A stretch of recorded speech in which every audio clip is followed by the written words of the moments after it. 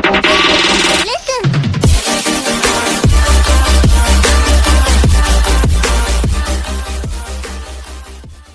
Students, कैसे हो आप सब। मैं राहुल राणा स्वागत करता हूं आप सबका आपके अपने YouTube channel Rana classes of study and motivation में। दोस्तों आज हम बात करने वाले हैं यहाँ पे कि एक ये जो क्वेश्चन है, prove that for a concave mirror the radius of curvature is twice than के फोकल लेंथ, है ना। कि इसके कहने का मतलब है कि जो कर्वेचर रेडियस होती है आपकी यहाँ पे, कर्वेचर रेडियस नहीं, ये क्या होती है, कर्वेचर सेंटर से लेकर के जो पोल तक का ये डिस्टेंस होता है। ये आपका जो यहाँ पे क्या है, सबसे पहले तो यहाँ पे एक कॉनकेव मिरर हमने इनके बना दिया, यहाँ पे कॉनकेव मिरर हमने ड्रॉ कर दिया यहाँ पे। अब उसके बाद यहाँ पे इसका जो मिरर का ये जो सेंटर पॉइंट होता है यहाँ पे, इसको पोल बोलते हैं। ये जो लाइन आपकी होती है बीच वाली, इसको प्रिंसिपल एक्सिस बोलते हैं यहाँ पे। अब उसके बाद ये जो यहाँ पे रहता है पॉइंट, इसको फोकस पॉइंट बोल देते हैं। और ये आपका कर्वेचर सेंटर रहता है यहाँ पे, इनके जो कर्व बना है इसका सेंटर है।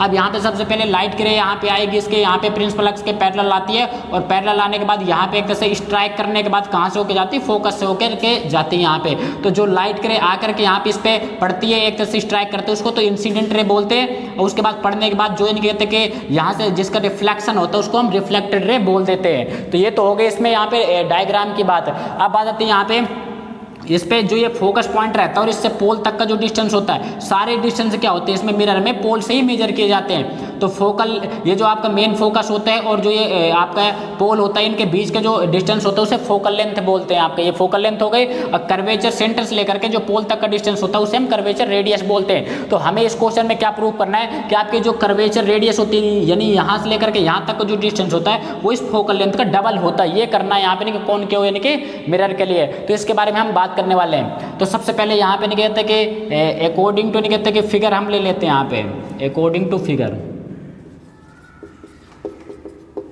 कि फिगर में यहाँ पे नहीं कि क्या क्या चीज़ें हमें बताई गई हैं। तो एक चीज़ ध्यान रखिएगा आप कि सबसे पहले यहाँ पे क्या है, ये जो लाइट की रे आई थी ये इंसिडेंट रे थी और यहाँ से रिफ्लेक्टेड रे हो गई।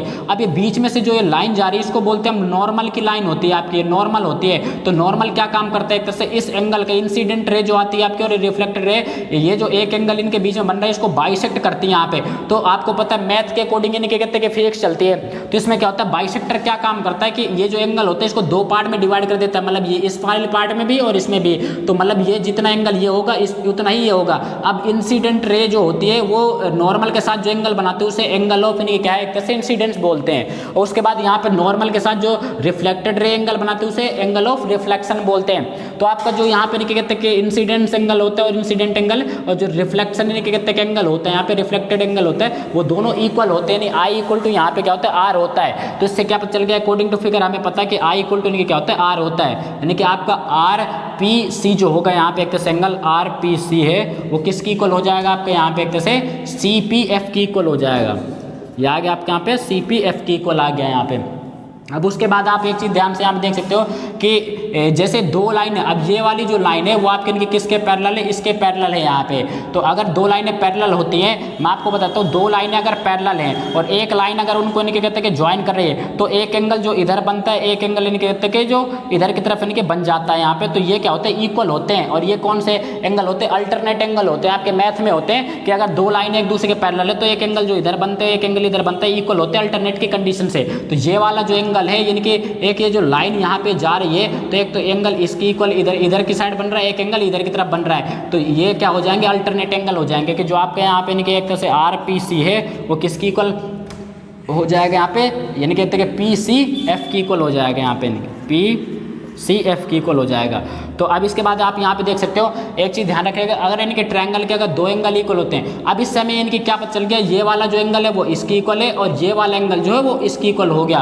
तो यहाँ पे क्या है, जो आर पी सी वाला एंगल था वो सी पी एफ की इक्वल है और आर पी सी वाला इनके पी सी एफ के भी इक्वल है। तो यहाँ से क्या होगा, जो आपका सी पी एफ था यहाँ पे नहीं कहते कि सी पी एफ जो होगा वो किसकी इक्वल हो जाएगा, एक तरह से यहाँ पे पी सी एफ के। क्योंकि अगर आर पी सी इसकी इक्वल है और आर पी सी इसकी इक्वल है तो ये दोनों भी इक्वल हो जाएंगे यहाँ पे। तो इनके क्या एक तरह से ऑल्सो यहाँ पे आप लिख सकते हो कि जो आपका सी पी एफ होगा यहाँ पे वो इक्वल किसके हो जाएगा, यहाँ पे पी सी एफ के, दोनों एंगल इक्वल हो जाएंगे। अब इसमें क्या होता है, आप ट्रायंगल की प्रॉपर्टी के अकॉर्डिंग जानते होंगे कि जो ट्रायंगल के अगर दो साइड अगर एंगल्स इक्वल होते हैं तो उनकी करस्पॉन्डिंग जो साइड होती है वो भी इक्वल होती हैं। कि अगर ये वाला एंगल अगर इनके कहते कि इसके इक्वल है तो फिर तो इनकी ये वाली जो साइड होगी, ये वाली जो साइड है आपकी इस वाली की इक्वल हो जाएगी। कि यहाँ से क्या होगा, एक तरह से यहाँ पे कि देन इनकी यहाँ पे आप लिख सकते हो कि जो आपके सी एफ है यहाँ पे किसकी इक्वल हो जाएगी, एक तरह से यहाँ पे पी एफ के इक्वल आ जाएगी यहाँ पे, ठीक है, पी एफ की इक्वल आ जाएगी। अब इसके बाद क्या यहाँ पे एफ यानी क्या कहते हैं, क्या आप लिख सकते हो, एफ एपर्चर, ठीक है, aperture of mirror is small, कि अगर आप कहने के कहते हैं कि जो अपर्चर मैंने बताया था यहाँ पे अभी लास्ट वीडियो में कि यहाँ से लेकर के जो यानी कि कहते हैं कि ये जो इसकी विड्थ होती है एक तरह से, ये क्या होती है, एक तरह से अपर्चर को शो करती है। तो ये बता रहा है अगर इसका अपर्चर छोटा, मतलब यहाँ से लेकर के इसके डिस्टेंस यहाँ से पोल से ही मेजर करते हैं, तो अगर यहाँ से यहाँ तक का डिस्टेंस अगर बहुत स्मॉल है, ठीक है, तो उस कंडीशन में हो क्या जाता है यहाँ पे कि देन यहाँ पे आप लिख सकते हो स्मॉल, देन यहाँ पे आ जाएगा आपका कि ये वाली जो इनकी साइड होगी वो आपकी किसकी इक्वल होती है, इसकी इक्वल हो जाएगी यहाँ पे, कि जो पी एफ होते हैं वो ओ एफ के इक्वल हो जाती है। अगर अपर्चर अगर आपका स्मॉल है मिरर का, तो पी एफ जो है वहाँ पे ओ एफ के इक्वल आ जाएगी। इसके बाद यहाँ पे अब इसके बाद यहाँ पे हम इनकी कहते हैं कि आगे बात करते हैं यहाँ पे कि इसको अब हम यहाँ पे जो इससे पता चल गया कि पी एफ जो था वो आपका इनके कहते हैं कि ओ एफ के इक्वल आ जाएगा यहाँ पे। अब इसके बाद यहाँ पे देख सकते हैं एक तो सी एफ जो है आपका, सी एफ जो है वो पी एफ की इक्वल आ गया, और इसके बाद यहाँ पे जो है वो पी एफ जो है एक तरह से वो ओ एफ की इक्वल है। तो यहाँ से नहीं कहते कि ऑल्सो नहीं कि आप लिख सकते हो यहाँ पे एक तरह से ऑल्सो, जैसे पी एफ ओ एफ की इक्वल है, पी एफ इसकी इक्वल, तो ये दोनों भी इक्वल हो जाएंगे एक दूसरे को, ओ एफ जो होगा वो भी इनके सी एफ के इक्वल हो जाएगा। तो अब हम आगे यहाँ पे इनकी बात करते हैं कि किस तरीके से यहाँ पे इसको करेंगे। तो आप देख सकते हैं कि अगर मैं यहाँ से सी से लेकर ओ तक की बात करूँ, सी से लेकर के ओ तक की बात करूँ, तो यहाँ से क्या आ जाएगा, सी ओ का जो डिस्टेंस है वो क्या आएगा यहाँ पे सी एफ यानी कि प्लस इनकी क्या आ जाएगा, ओ एफ आ जाएगा यहाँ पे, इनकी सी एफ यहाँ से सी से ओ तक का डिस्टेंस क्या होगा, सी एफ प्लस इनके ओ एफ आपका पूरा सी ओ बन जाएगा। तो सी से लेकर के ओ तक का डिस्टेंस कितना था आपका आर था। उसके बाद आप यहाँ देख सकते हो कि हमें ओ एफ का फॉर्म में करना है, तो जो सी एफ है वो आपका इनके सी एफ ओ एफ की इक्वल आ चुका है, तो सी एफ की जगह मैं क्या लिख सकता हूँ यहाँ पे ओ एफ लिख सकता हूँ, क्योंकि जो सी एफ है वो ओ एफ के इक्वल है। अब हमें इनके रिलेशन के आर और इसके बीच में निकालना है, ओ एफ के बीच में यहाँ पे, तो यहाँ पे ओ एफ हो गया प्लस ये भी आपका ओ एफ हो गया, तो ये आ गया आपका आर और ओ एफ आ जाएंगे आपके 2 ओ एफ आ जाएंगे। तो आर इक्वल टू क्या है 2, और ओ एफ का डिस्टेंस कितना था यहाँ पे एफ दिया था।